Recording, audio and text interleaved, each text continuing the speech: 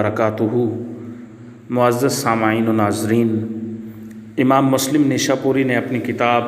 صحیح مسلم کے اندر، امام ترمذی نے جامع ترمذی کے اندر اور ابن ماجہ نے سنن ابن ماجہ کے اندر نقل کیا ہے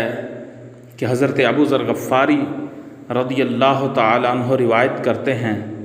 کہ نبی کریم صلی اللہ علیہ وسلم نے اللہ تبارک و تعالی سے روایت کرتے ہوئے فرمایا، اللہ تعالیٰ فرماتے ہیں، اے میرے بندو، میں نے ظلم کو اپنے اوپر حرام قرار دے دیا ہے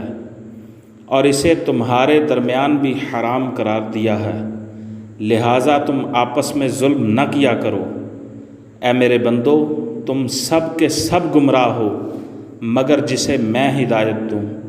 لہٰذا تم مجھ سے ہدایت طلب کرو، میں تمہیں ہدایت دوں گا۔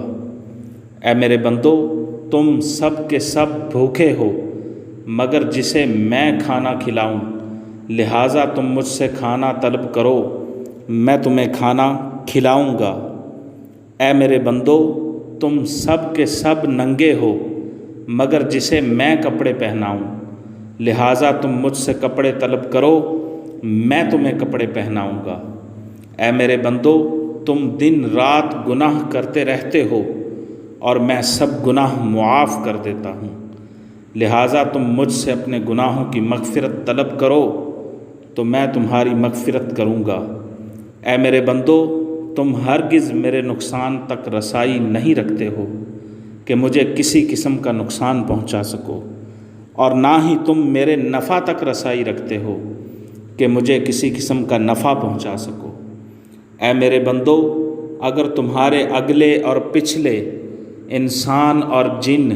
سب مل کر کسی انتہائی متقی دل والے شخص کی طرف ہو جائیں تو اس سے میری حکومت میں کوئی اضافہ نہیں ہوگا، اور اگر تمہارے اگلے اور پچھلے جنات اور انسان کسی انتہائی نافرمان دل والے شخص کی طرف ہو جائیں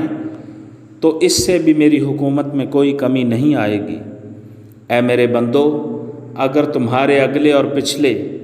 جنات و انسان ایک میدان میں جمع ہو کر مجھ سے مانگنے لگیں اور میں ہر ایک کو اس کی مانگی ہوئی چیز عطا کرتا چلا جاؤں تو میرے پاس جو کچھ ہے اس میں اتنی کمی بھی نہیں آئے گی جتنی سمندر میں سوئی ڈبونے سے آتی ہے۔